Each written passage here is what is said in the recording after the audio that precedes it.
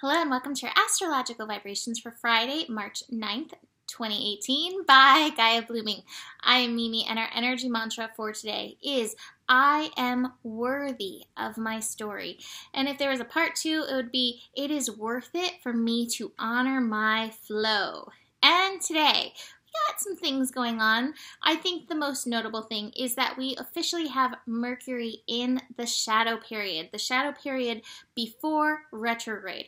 And sometimes I just have to say that my Mercury retrograde shadow periods, the before and after retrograde times, are more intense because this is the first pass of the lessons, the first pass of what you are going to be working on for this retrograde. So with Mercury in the sign of Aries, this is a really good time to hone your focus on your I am. And I love that that's working while we're working the story side of Pisces, tuning into the daydreams, tuning into choosing your illusion so that you can work with your I am and tune into that, hone that process, focus on that process as you're building castles, empires, etc.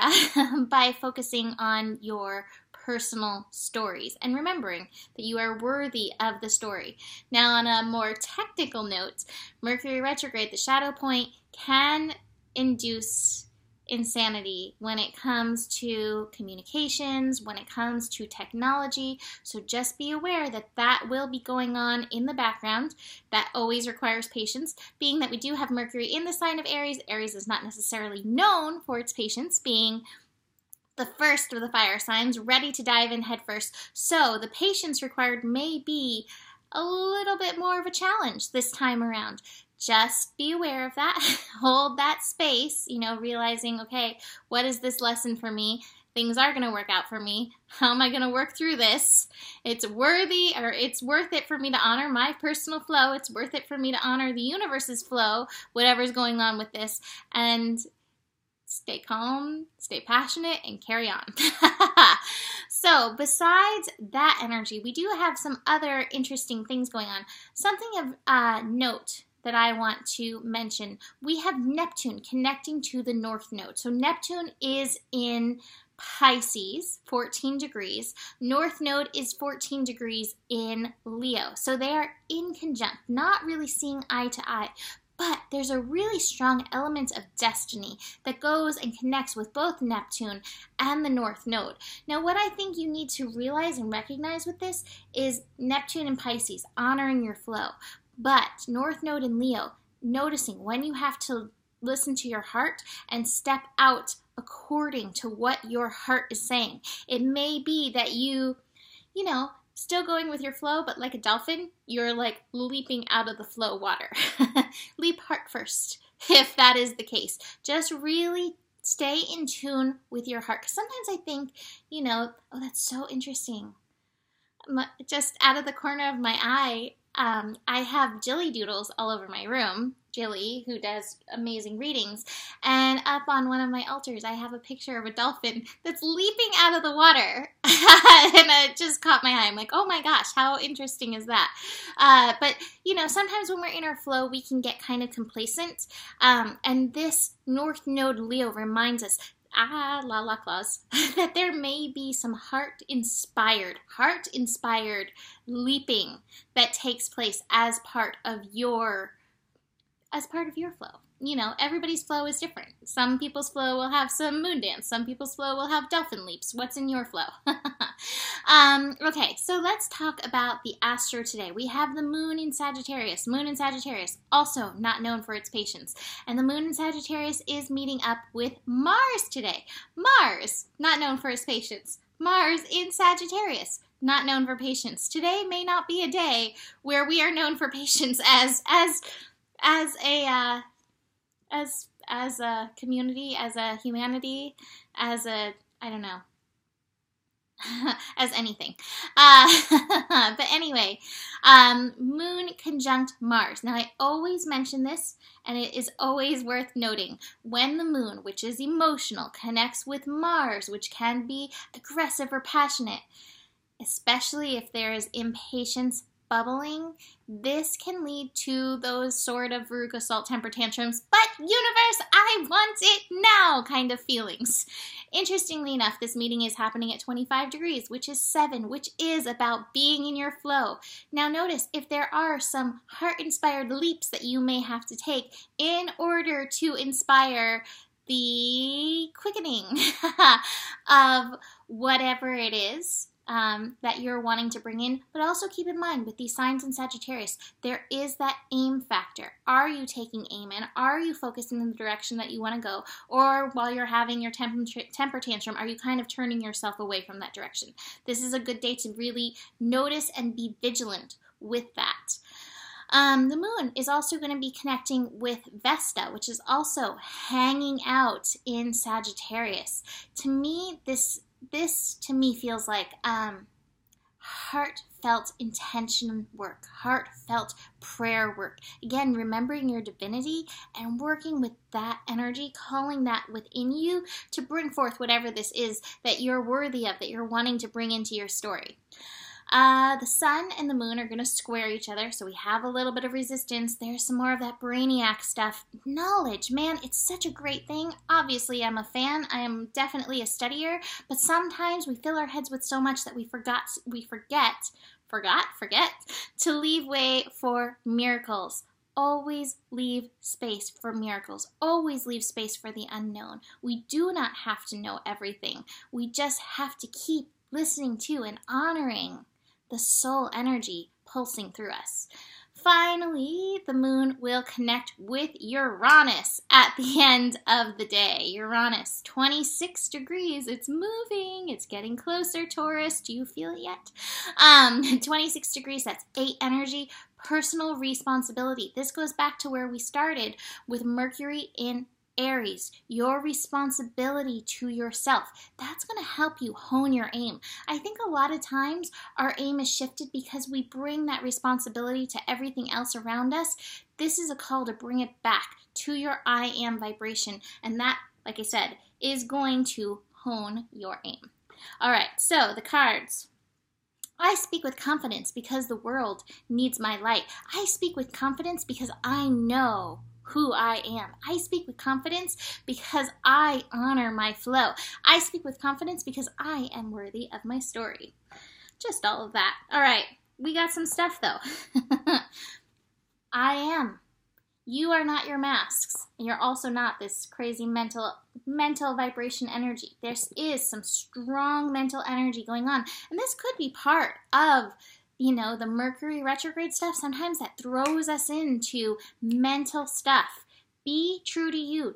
Take off the masks. You don't have to pretend. The way the world is shifting, those on the leading edge are no longer pretending to be something that they're not and are not called to be. You are called to take the mask off. I love that Rumi quote. Take the mask off, your face is glorious. However, there may be some stress, and I think this stress, more so than induced by too much going on, although that could definitely be a factor with all of this Pisces energy, could be very strongly the monkey energy, but I think it's the impatience. I think you're on this ball because you're hoping to get there faster.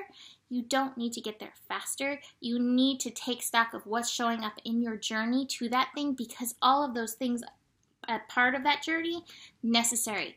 Moment to moment. Be present in the moment, because I guarantee there are gifts for you in this moment if you can stay present with the moment and with yourself. Let's finish up with Rumi. You who show the way. Card number 33, by the way. Ooh, and look at that water. Looks a lot like Waterworld. The logical mind runs away from drowning. Lovers accept drowning in the sea as their destiny. The logical mind finds consultation in reaching a level of comfort in life. Lovers are focused beyond their own comfort. Even in your unquenchable passion for service to humanity, to the world that offers you so much, there is a time when your most powerful offering is actually and most simply that of your presence. You show the way, you who inspire through how you choose to live and be, you who sometimes think yourself to be invisible, you who consider yourself to be of no particular or exceptional worth. Yes, you, who, through your choice to live your truth, reveal my face, demonstrate my love, embody my presence, heal my beloveds, and love my creations. This oracle comes to you with a special message. You are an inspiration. That song just popped into my head from like the 80s. You're the meaning of my life. You're the inspiration. Is that the lyrics? I don't know.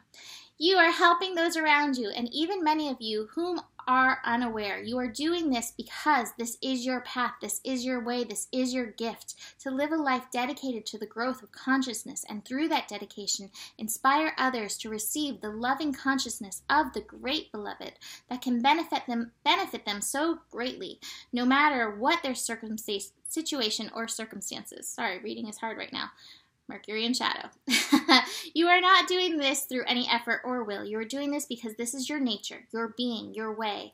Just as the sun breaks through darkness with its own light, shining light with its presence by simply being, so too does your inner sun, your soul. You don't have to understand this or do anything with this information given, although you may find it of comfort or even be shocked by it, pleasantly perhaps. It is just an acknowledgement of who and what you are, given freely because you are ready to receive such acknowledgement. You are being gifted through this oracle with a sign, a portent. This oracle is an omen.